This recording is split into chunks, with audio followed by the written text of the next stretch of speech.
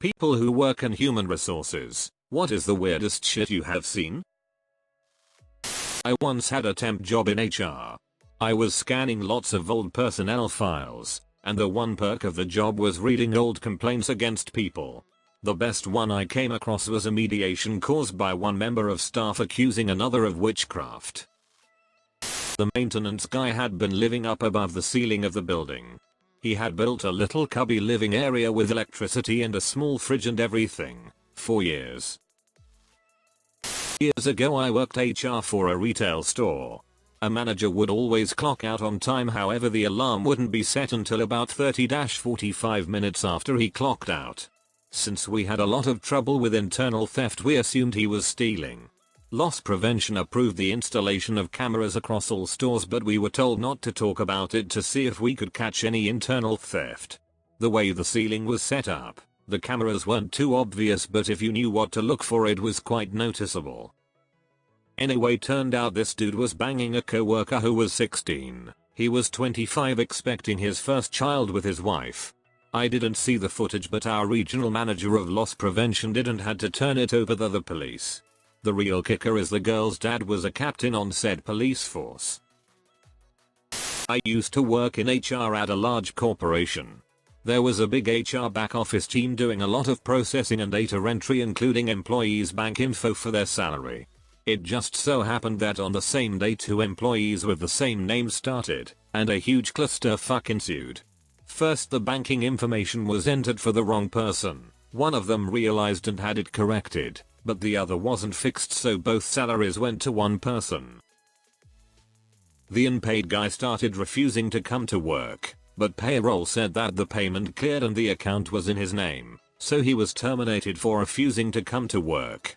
He kept calling and the HR support team kept misidentifying him as the other guy who was still working for us. So when they raised a ticket to get his bank information changed, they changed the info of the wrong guy. So now the guy who doesn't work for us is getting paid the salary of a guy who does.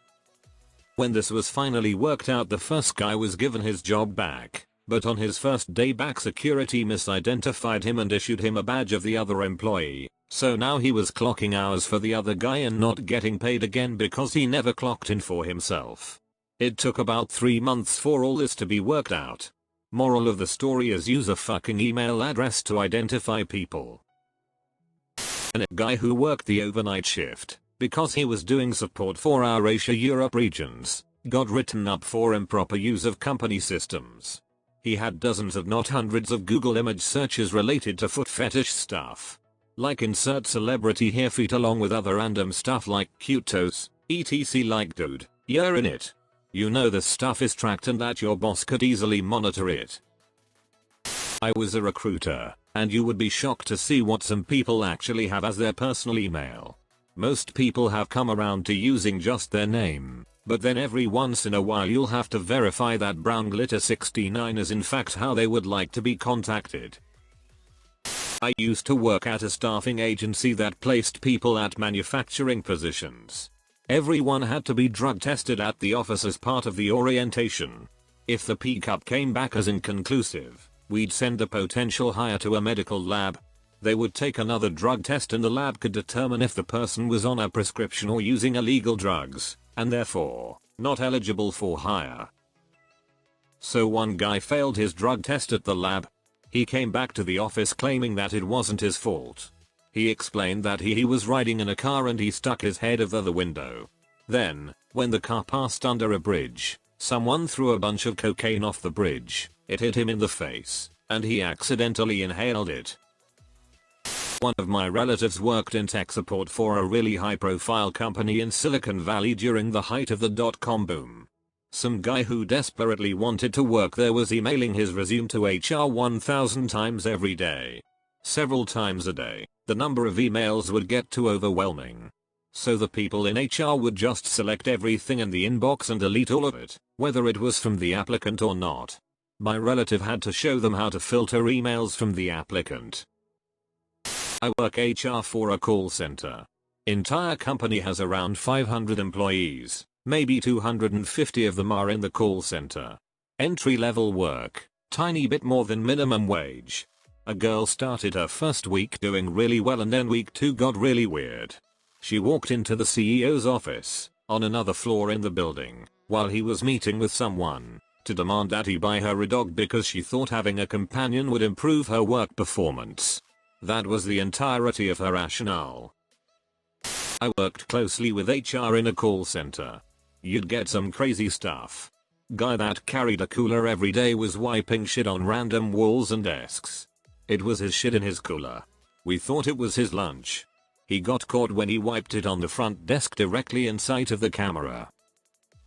Another guy had a colostomy bag that he refused to empty when it got full.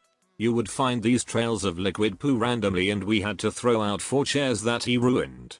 He was fired quickly and tried to claim discrimination because he was a veteran. You'd also get a crazy amount of period stains on chairs. Look, it happens, but when it's the same few people, and we have free sanitary supplies in the bathroom, you know they just don't care. The new receptionist was coming in every morning and opening up programs documents to make it look like they were busy, and they'd sit with one hand on their mouse and one hand on their keyboard and stare blankly at their screen for 8 hours a day and not do anything.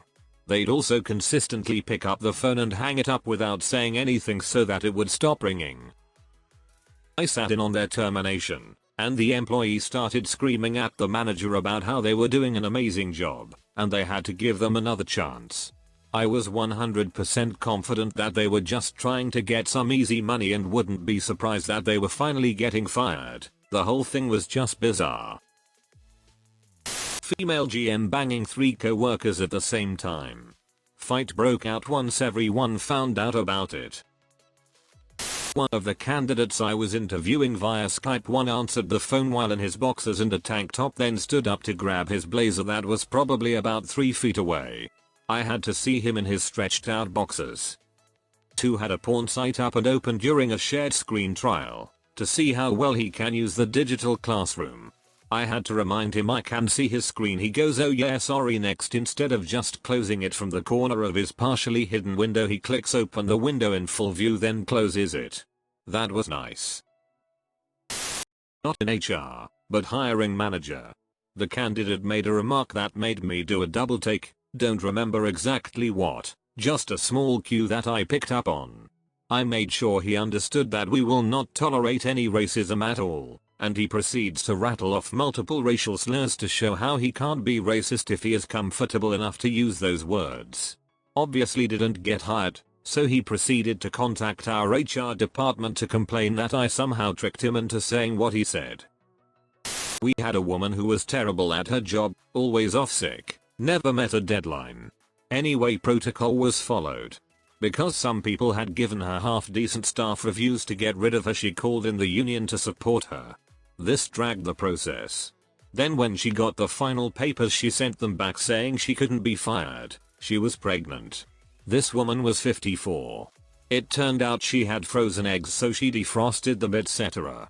The process proving no discrimination then began. 6 months go by, she gets served again. We worked at an organization, big building in Manhattan, hence terrible bureaucracy. Papers come back, that isn't me you've sent the documents to. Turns out she had provided a false passport when hired, she was actually in her 60s. In the end they gave her early retirement to get it over with. While firing someone and listing off the reasons they were being termed, the person goes, "Yeah, I mean I did that, but you don't have to fire me, yo. I didn't violate a procedure and it doesn't say no sex in our code of conduct," exact quote. What was he being fired for? Having sex with a building sec guard in the parking lot of our building, and it was all recorded on surveillance. Guy came into the interview in sweat pants and a hoodie, and said he didn't need the job because of how much money he was making illegally, but he wanted to have a job so the IRS didn't get suspicious.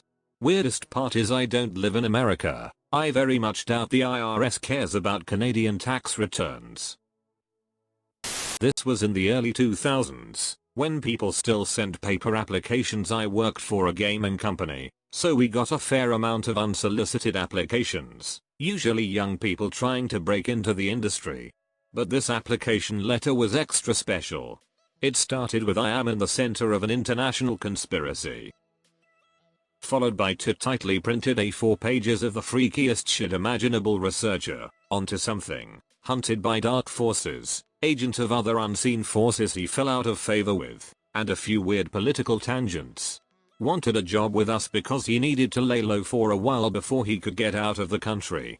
We were suitably freaked out by the mere fact that he had our office address, chose not to reply and forwarded the whole thing to corporate HR.